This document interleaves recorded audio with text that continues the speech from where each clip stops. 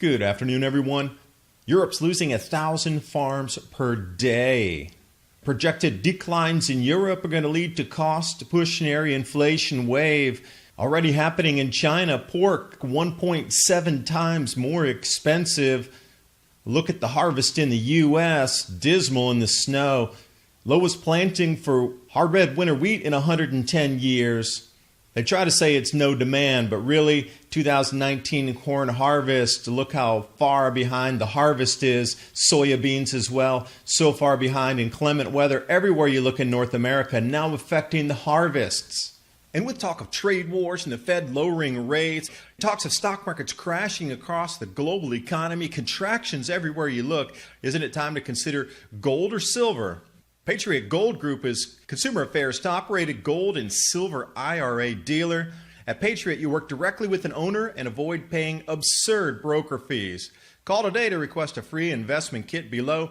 Call 1-800-778-4156 for more information or click the link in the description box below. Patriot Gold Group, free gold and silver IRA investment guides.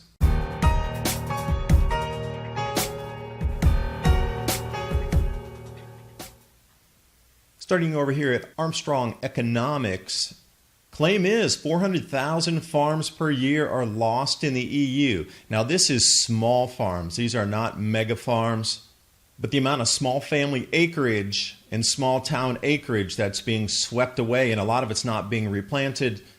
What they're projecting is declines in the EU for agricultural production.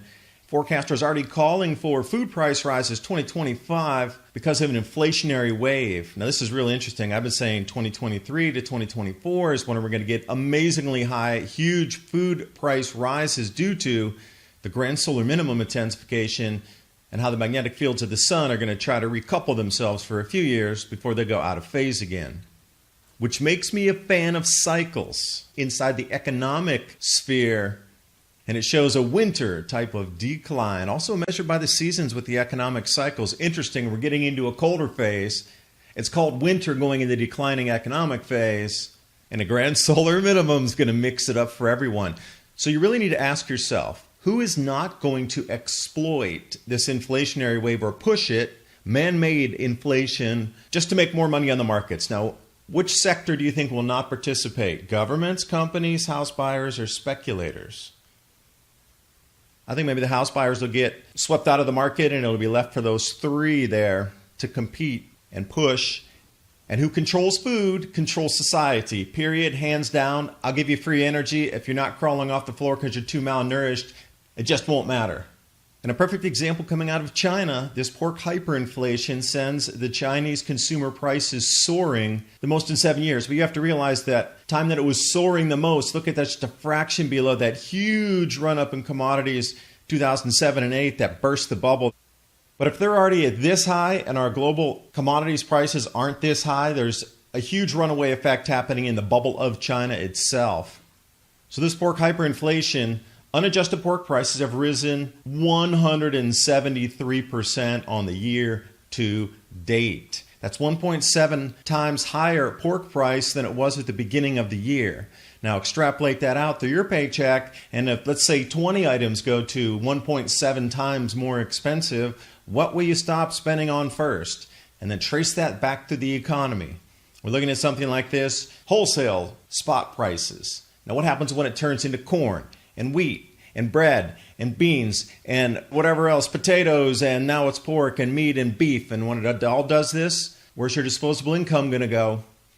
And following along with Martin Armstrong's analysis of the European crop declines and the loss of farms, remember the USDA bankrupted an enormous amount of farmers after that first initial report in the planting season. Everybody across the industry, including the farmers, the producers, people following the news reporters, expected a drop of forecast for production in the United States for corn due to the largest floods ever recorded in the planting season. Yet the USDA came out and said corn production was going to increase 2%. Bankrupt how many farmers? So the exact same thing. More small farms are lost in the United States and Europe. Now it's happening on two continents. U.S. ending stocks, again, reported by the USDA corn yields and soya bean outlook. Even with the largest floods ever and the latest planting ever, they still only dropped the ending stocks a sliver. Now, you can't tell me with this much information out there and with this many blizzards rolling over that are so out of season that even in a regular good year, they'd be struggling to get the crops out of the ground through that combine, that really prices wouldn't have risen by now. It's purely nothing more than smoke and mirrors. And good, traders were disappointed that the USDA left production numbers unchanged from last month's report.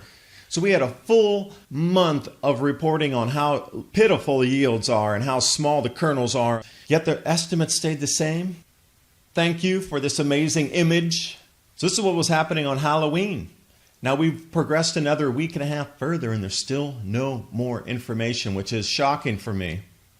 And then magically, to explain away why there might be some shortages of hard red winter wheat, U.S. winter wheat acres set to drop to lowest in 110 years.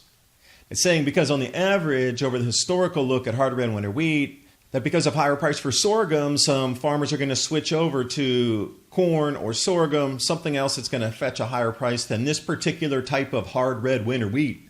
And I said sorghum. That was a secondary crop they were going to switch to in the grow zones while they migrated it south. And is this in earnest the first claim that they're now switching to substitution crops in different grow zones, but they're making an excuse that they're moving to sorghum?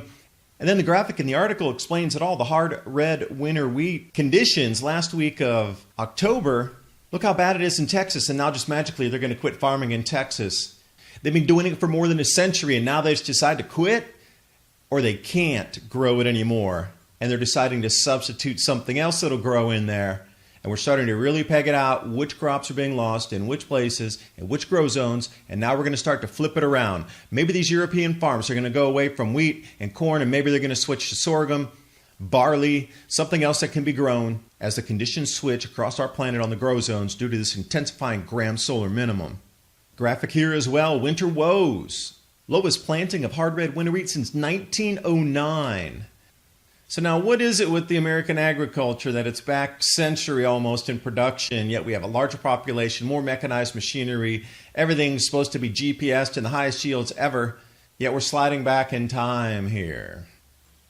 2019 corn harvest, anywhere it's red, is far, far behind normal in the harvest because, well, when you get the latest planting ever and the wettest conditions ever where they need to let it dry almost into the second, third week of summer before they plant, well, maybe it's going to be maturing later.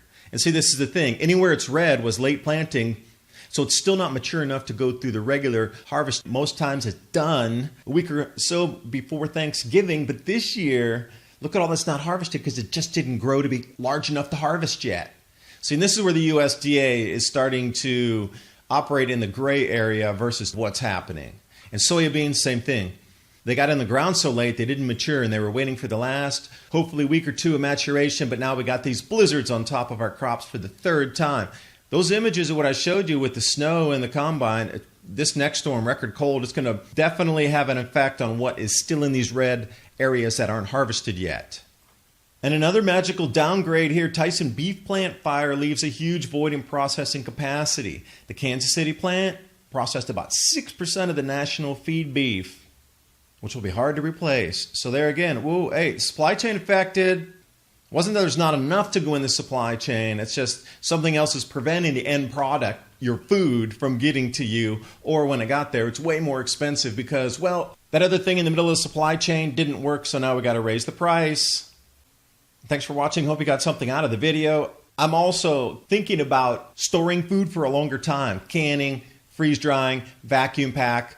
Check out the Adapt 2030 Amazon storefront here. You can get some incredible ideas about long-term food storage that I'm also thinking about. The link's in the description box below, and I will see you next time.